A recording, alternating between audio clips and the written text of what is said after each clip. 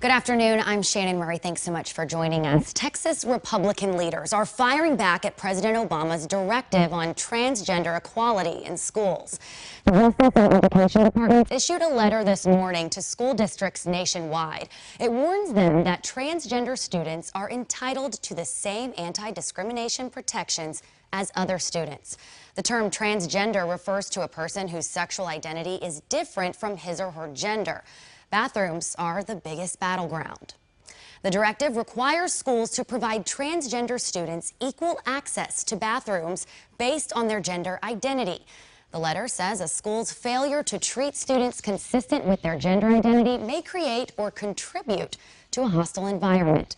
This morning at the state Republican convention, Lieutenant Governor Dan Patrick accused the president of interfering in local politics. I believe you're going to see an explosion in home schools if this prevails. Parents are going to look for private schools. Parents are not going to send their 14-year-old daughters into the shower to the bathroom with 14-year-old boys. It's not going to happen. This has everything to do with keeping the federal government out of local issues.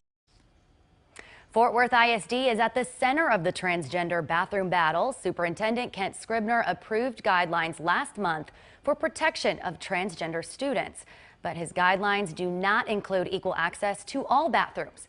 The superintendent released a statement this morning saying the district's policies are designed to protect kids from bullying.